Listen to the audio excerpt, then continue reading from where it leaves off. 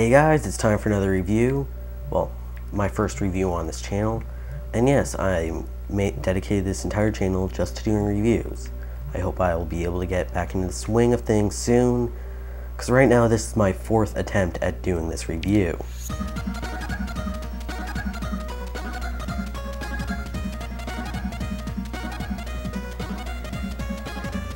Yet all I need to do is hear that to cheer me up. But yes, this is Cave Story Wii, the port of the PC version, the port of the PC game Cave Story by Studio Pixel.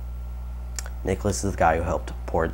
Nicholas is the development team that helped port it to the Wii. But yeah, this game spent like 2.5 years in development, and they kind of accomplished nothing. Right? I'll get into gameplay later, but right now, obviously they're throwing new graphics and new musics for the port. Graphics don't make a difference, like you can barely even notice it. The new just makes it look slightly better. Music, it's kind of a hit and miss. Like there are people saying the new music's awesome and the old music sucks. And the old music's awesome. Like you either love it or hate it, but I kind of find it some tracks are better. Some tracks are better old, like this one, and then some are better new. Not this one, obviously. So I just kind of leave it on new. If I want the old ones, I'd play the PC version, I guess. So yes, I'd give this the award for the worst menu ever. Because when I first played this, I got really pissed off here. Because see how they give this huge box for story? And I heard about all the other modes and features they were going to be added in. So I thought, oh, I've got to play through the story mode first, then I'll unlock them and they'll all be put in this box here. It turns out, no. Actually, everything in the game is unlocked straight from the start. Yeah, I'm not joking. So, going into story mode, you have 3 save files, which was something they were like bragging about. They said like, oh yeah, we put in 3 save files because the fans have been begging for it. When on the PC version, you could have as many save files as your hard drive could hold. And also, you can't copy save files, which is kind of annoying for a reason I'll probably forget to mention it later, so if I do, just leave a comment and I'll tell you the reason. But yeah, I'm just gonna show off some gameplay here. This is on hard, and that is why Quote looks like a fucking retard. I have no idea why. For some reason, instead of just changing the difficulty, they also said, yeah, let's change the color of the protagonist Quote. So on the file select screen there, the one at the top was what Quote is supposed to look like. And this is hard mode. I was very disappointed in the difficulties because, well, first of all, the easy difficulty. I don't really see why you need an easy difficulty for this game because that was one of the things I loved about this game. The difficulty was perfect. And the fact that they added an easy, that just doesn't sit like me. That's like Mega Man 10 with its easy mode. Just doesn't really work.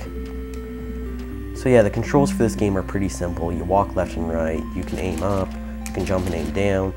Pressing down when you're on the ground is actually how you search. It takes a while to get used to that, but once you get used to it, it feels really comfortable because, like say there were enemies above me and I'm standing in front of this door. Normally up would be going this door, but I want to shoot the enemies, so it works. Can't crouch though, but you get used to that. You can jump. Jumping is a little bit floaty in this game. It's okay because normally for the most part the platforming isn't too demanding, but there are a few parts and you'll discover them when you discover them. You can shoot with the Y button or the 1 button depending on what you're using. I'm using the classic controller right now because of the quick select. Normally if you were playing this with a Wii remote, you could quickly alter through your weapons by pressing the A and B button. But on classic controller, it's L and R, and that's much more comfortable. You can pause, you can switch your weapons and pause, and you can also check your inventory. You can look at a map, which is pretty much useless, because the map doesn't really show anything. But yeah, this is just one of the basic plot points here. And also, this is kind of the perfect place to show off one thing I absolutely despise about this WiiWare version of it. Alright. It's coming up soon. Well, pretty much to sum it up, I'm just gonna say it now. It's the new translation. It's awful. I hate it, cause They turned Balrog into the fucking Kool-Aid Man. Why does he say, oh yeah, he's supposed to say huzzah? Not, it's just sickening, right? It's just sickening. They do that. Like, I know why they did the new translation, because, so that this new translation is actually closer to the original Japanese version. The English translation, the English fan translation done by AGTP was actually apparently nothing like the Japanese version. So they tried to fix it in this when I don't really get the point of it, because like at least give us the option to use the old one by AGTP, because like people like me, we've already read the old one, we've already like fallen in love with it, so why give us this weird one that we don't like? I'm gonna say no to the fight because I don't feel like fighting Balrog. Because you're not Balrog, you are the Kool-Aid Man. I hate you. Yeah. But yeah, getting back to the actual gameplay. It's a pretty simple, addictive game. It's obviously kind of a lot like Metroid, but this is 30 billion times better than Metroid. Because the thing about Metroid is it takes the term exploration a little bit too literally. Like this one, you actually have memorable environments and memorable characters, and the game's just all around fun enough to make you want to explore. You get reward, you get to fight, meet all these characters. Everything feels rewarding in this game, when it just doesn't in Metroid. In Metroid, you're always running through bland areas, and it doesn't really matter. But this feels worth it. Like, it feels like going through all this effort is totally worth it in the end. Well, I kind of wish they would have had unlockables there. And if you just saw, I just killed that Gravekeeper, and when you kill an enemy, they drop off those crystal thingies, and they're used to upgrade whatever the weapon is you're holding. You can only upgrade it to 3, so don't try and grind it forever. Like, the game's very RPG. It's a perfect cross between RPG and action. And if you get hit by an enemy, like, oh my god. Oh, wait, I can't do that because I'm on hard difficulty. But when you get hit, you lose sort of your experience. I would have showed it off more, but what the heck is the guy? Oh, there he is. Yay, there's a little dude on the ground there you can talk to. For any newbies, pay attention. He will come into play later. Alright, so this right here is Curly mode. And at first I thought this had potential. It would show like the backstory of Curly and how she got on the island, but no. All it does is switch Curly and Quote. Normally Curly would be here and I would be playing as Quote. But no, it doesn't roll that way. And also it's kind of awkward because Quote is the silent protagonist and Curly never shuts the fuck up. So you'll have conversations like this where here Curly's asking, oh, can I trade you the Polar Star for the machine gun? Yet you're still answering as if you were Quote. So it doesn't make sense. And also keep the Polar Star because the Polar Star is awesome. Alright, going to quickly show off boss gauntlet mode here.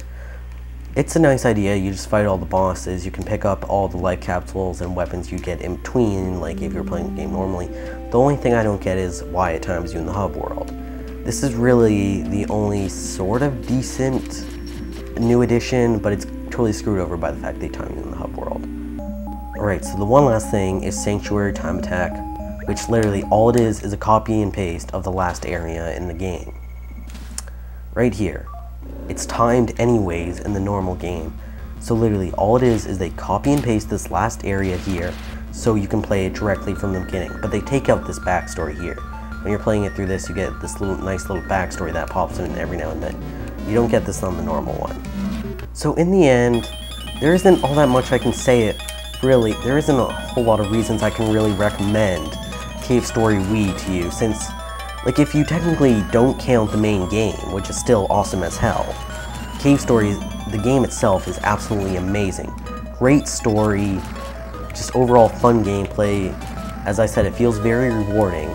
Problem with this new Vita version is if you don't count the main game, because main game was technically free, and it still is today. You can still download it on the internet for free. So that just leaves me to review the other new additions. And they're really not worth the 12 bucks. So here's how I'm going to score it out, alright? The PC version gets a 5 out of 5. Amazing game, you must play it. The WiiWare version, if you've already played the PC version and you're happy with it and you just want the new additions, a 1 out of 5. Really, none of this really makes it feel worth it. The one reason I could recommend you to buy this is if you haven't played the PC version and you really want the full experience, then I give it a 4 out of 5 because the new translation still sucks. But if you haven't played the PC version, like even though I gave it a 1 out of 5, I still recommend you play this just to support Pixel, because he really poured his life into this game and he hasn't made any money until now. So I'm happy that I'm supporting Pixel. I am just really disappointed at the end result.